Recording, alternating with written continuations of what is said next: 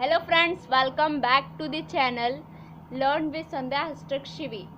Friends, अगर आपने मेरे चैनल को सब्सक्राइब नहीं किया है तो कर लीजिए ताकि मेरे आने वाली वीडियोस की नोटिफिकेशन आपको मिल जाए। तो फ्रेंड्स, पिछली वीडियो में हमने एक्सरसाइज 8.2 का क्वेश्चन नंबर सेकंड तक कर लिया था। इस वीडियो में हम क्वेश्चन नंबर थर्ड देखेंगे। तो चलिए शुरू करते हैं। क्वेश्चन नंबर थर्ड को पढ़ते हैं। A shopkeeper buy 80 articles for rupees 2400।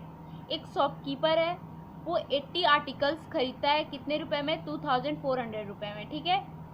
And sells them for a profit of 60, और उसे बेचता है 60% प्रॉफिट के साथ। Find the selling price of one article. तो बताइए कि वन आर्टिकल की सेलिंग प्राइस क्या है, ठीक है। तो चलिए इसको करते हैं। तो सबसे पहले मैं आपको बता दूं कि कॉस्ट प्राइस क्या होता है। देखिए, कॉस्ट प्राइस मतलब कि वो खरीदना, ठीक है ना। कॉस्ट प्राइस मतलब बाय, मतलब खरीदना, ठीक है। और सेलिंग प्राइस मतलब क्या होता है? सेलिंग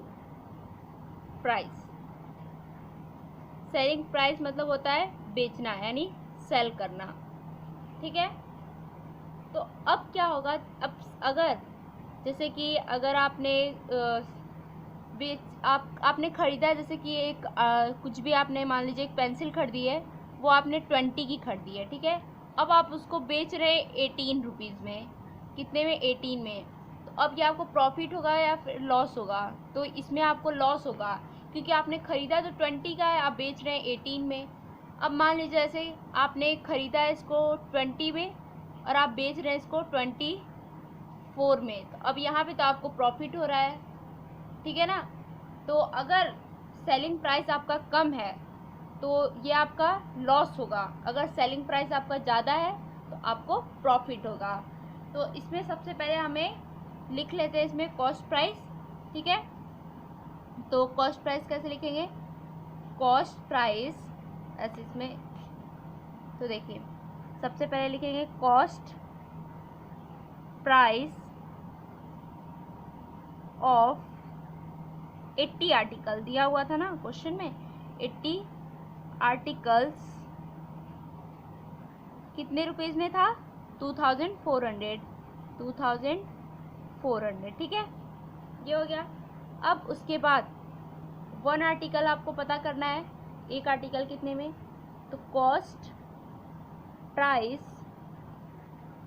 ऑफ वन आर्टिकल, ठीक है ना, आर्टिकल। तो अगर हम 2400 में से 80 डिवाइड कर देते हैं तो हमें पता चल जाएगा कि एक आर्टिकल कितने का उसने खरीदा है, एक आर्टिकल को। तो 2400 अपॉन ये 80, ये आप रुपीज़ का साइन आगे लगा लीजिए, ठीक है। ये वाला भी रुपीज़ लिख लेंगे, तो ये भी कोई बात नहीं है कि ये।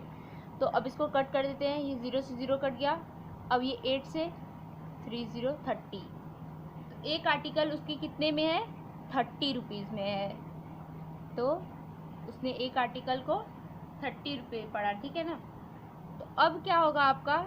अब इसमें हमारा प्रॉफिट निकालना, ठीक है ना। तो प्रॉफिट क्या हुआ था? उसको 60% के साथ वो बेच रहा था, प्रॉफिट के साथ। अब ये अपॉन में 100, ठीक है। अब इनटू भी क्या करेंगे? ये वन आर्टिकल का प्राइस क्या है हमारा? 30 है। अब हम निकालेंगे तो हमें पता चल जाएगा कि कितने परसेंट प्रॉफिट हुआ था, कितना नंबर, कितने रुपए प्रॉफिट हुए थे। तो अब ये 0 से 0 आपका कट गया, ठीक है। अब ये हो गया। अब 10 से तो ये आपका होगा नहीं, तो अब ये आपका हो जाएगा, इंटू कर देंगे। तो अब 63 जा 48 और नीचे ये 10, ठीक है। 48 अपॉन 10 आया। अब इसको हम क्या करेंगे? 0 नीचे से 10 हटाने के लिए हम इसको डेसिमल में कर देंगे, 4.8 आ जाएगा। डिवाइड भी करके देखिए, आपका 4.8 आया, ठीक है। और ये आपका 0 मान लीजिए आगे, ठीक है। ये हमने हो गया। अब क्या करना है? आप इसको सेलिंग प्राइस हमें बताना था, तो SP, ठीक है ना, इसका मतलब सेलिंग प्राइस होता है SP ऑफ वन आर्टिकल, ठीक है, equal to cost price. CP मतलब होता है कॉस्ट प्राइस। अगर हम सेलिंग प्राइस जब निकालते हैं ना तो कॉस्ट प्राइस प्लस प्रॉफिट करते हैं, ठीक है ना, प्रॉफिट।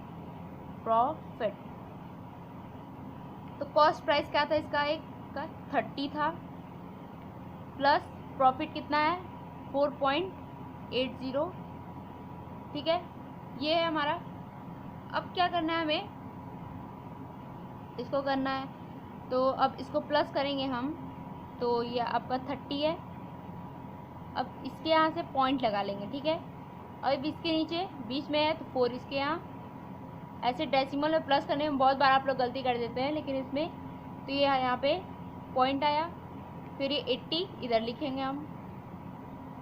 अब प्लस करते हैं इसको, 0 का 0 एज इट इज़ उतार लेंगे, फिर ये 8, ठीक है, और फिर ये 4 और ये 3, तो हमारा आंसर क्या आया 34.80, तो 34.80 रुपीज़, ठीक है ना। उसने इतने रुपीज़ की एक आर्टिकल को बेचा है, ठीक है। तो अब ये हो गया। अब नेक्स्ट क्वेश्चन नेक्स्ट वीडियो में। Thank you so much.